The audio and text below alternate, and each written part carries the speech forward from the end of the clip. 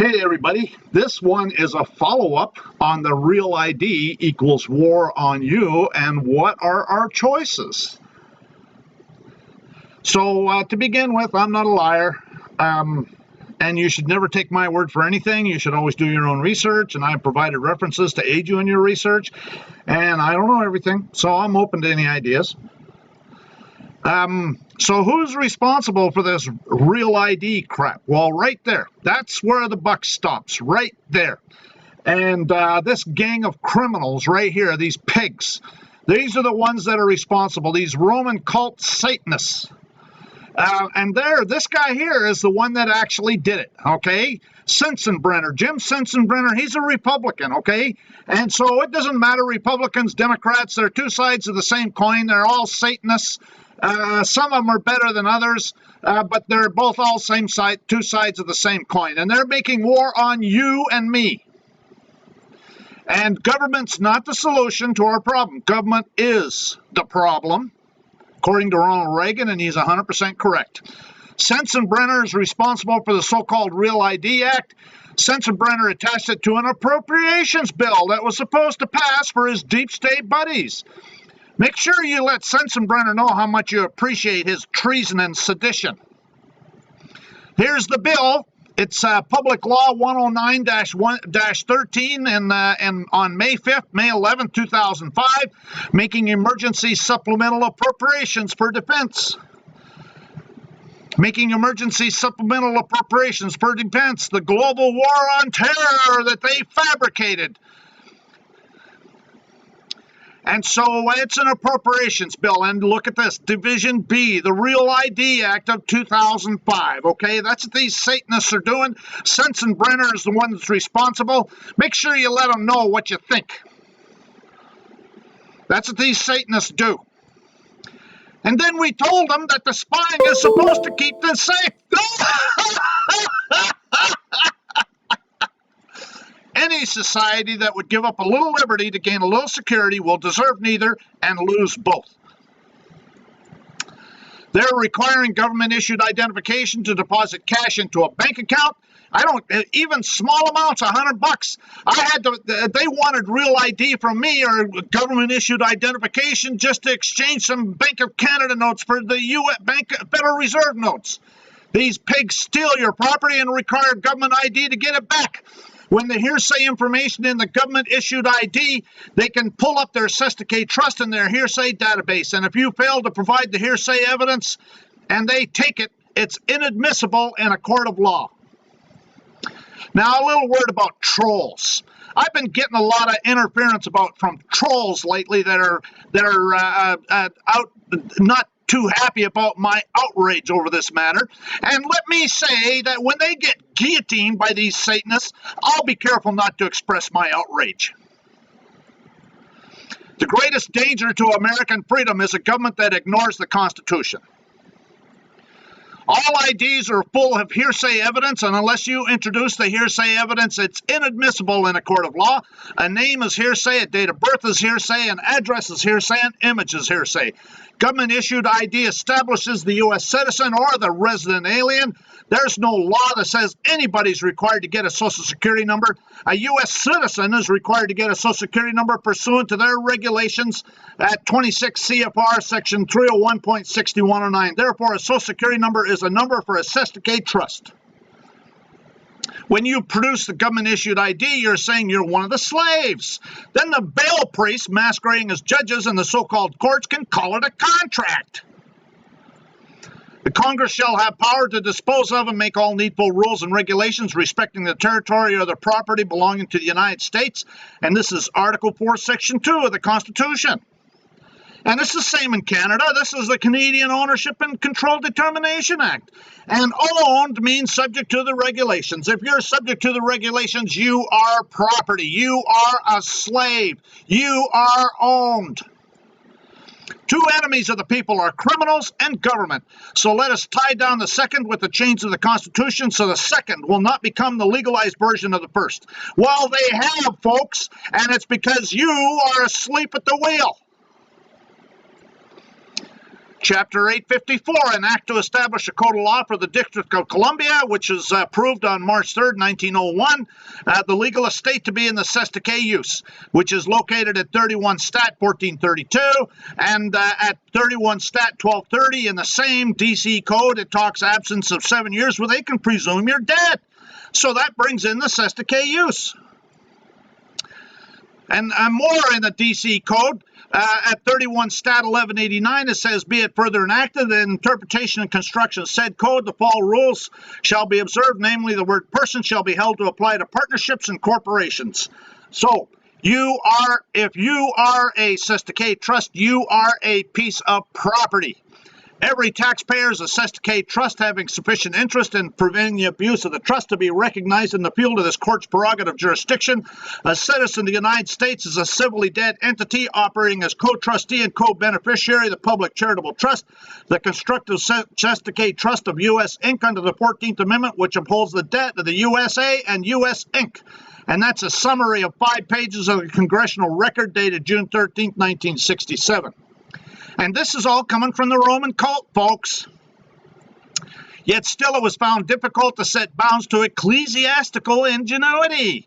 From when they were driven out of all their former holes, they devised a new method of conveyance by which lands were granted not to themselves directly, but the nominal fees to the use of the religious houses, thus distinguishing between the possession and the use, and receiving the actual profits while the season of the land remained in the nominal fee, to be held by the courts of equity, then under the direction of the clergy, to be bound in conscience to account to a Sestake use for the rents and emoluments of the estate. What a scam! The Roman cult gets to be in the clergy, or I should say in the courts. That's where all these bail priests are, in the courts, and they get to decide whether there's a contract, and then they get to assault you with their taxes. And it is to these inventions that our practitioners are indebted for the introduction of uses and trusts, the foundation of modern conveyancing. And that's Tomlin's Law Dictionary, 1835 edition, volume 2, under the definition of mort main. The pimp claims you're not Christian if you own a gun. Well, I meant the Pope. No, I meant the pimp. A corporation, this is found in their DC codes as well. A corporation shall be deemed to include any company, trust, or so-called Massachusetts trust or association, incorporated or unincorporated, which is organized to carry on business for its own profit or that of its members, and has shares of capital or capital stock or certificates of interest. And it goes through the same definition, but it says without shares of capital or capital stock or certificates of interest. That would be where the Sestake Trust falls under. And that's at Title 15, United States Code, Section 44. The government-issued ID establishes the U.S. citizen or the resident alien. There's no law that says anybody has to get a Social Security number. A U.S. citizen is required to get a Social Security number pursuant to their regulations. Therefore, a Social Security number is a number for a Sestake Trust. It's a slave number. These Gestapo pigs are busy fabricating evidence of their Roman cult Sestake Trust, so their bought and paid for clerks masquerading as judges can call it a contract. In doing this, I shall have occasion, incidentally, to evince how true it is that states and governments were made for man, and at the same time how true it is that his creatures and servants have first deceived, next vilified, and at last oppressed their master and maker. A state like a merchant makes a contract, a dishonest state like a dishonest merchant willfully refuses to discharge it. And this is Jefferson's seal. Rebellion to tyrants is obedience to God. That's basically a depiction of the children of Israel leaving Egypt. The pillar of fire is in the middle there at the top, and the Egyptian soldiers drowning in the water is on the right-hand side. It might be correctly said that there is no such thing as a citizen of the United States. A citizen of any one of the states of the Union is held to be called a citizen of the United States, although technically and abstractly there is no such thing. The privileges and immunities of citizens of the United States do not necessarily include all the rights protected by the first 8 amendments to the federal Constitution against the powers of the federal government. The right to trial by jury in civil cases, guaranteed by the 7th Amendment, and the right to bear arms, guaranteed by the 2nd Amendment, have been distinctly held not to be privileges and immunities as citizens of the United States, guaranteed by the 14th Amendment against abridgment by the states. And in effect, the same decision is made in respect of a guarantee against prosecution, except by indictment of a grand jury contained in the 5th Amendment. In other words, they can just use an information, which is what they do.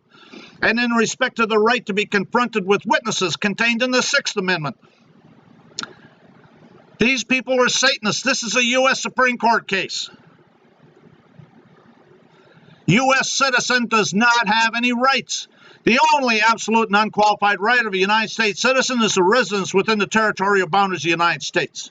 So why on earth would you want to be a low-life scumbag U.S. citizen?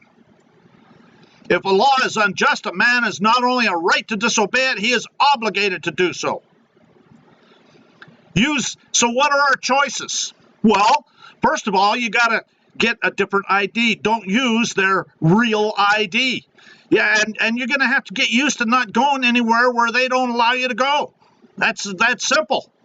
And it's going to get bigger and more. And it's about time we need to start letting them know about their scam.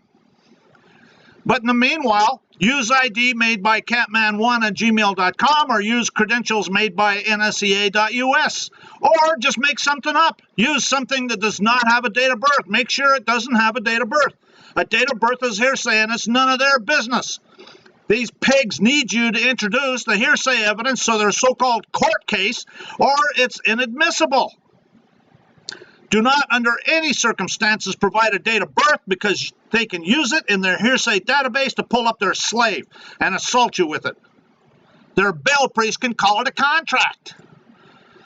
Another thing to consider is when you buy a new vehicle or buy a vehicle, buy a new one with cash in a state other than where you live and have them send the manufacturer's certificate of origin to you. That vehicle will not be in any of their hearsay computer databases. You cannot register the vehicle. If you are driving a registered vehicle, they can presume you're one of the slaves under the Federal Tax Lien Act of 1966. If it has ever been registered, they can pull it up in their hearsay database. That's why you got to buy a new one and pay cash. That's not going to be easy for some people.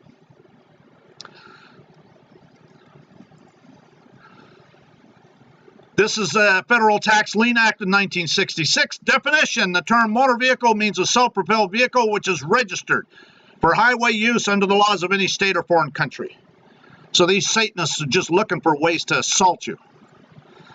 A judge works for the state, a prosecutor works for the state, a police or witness works for the state.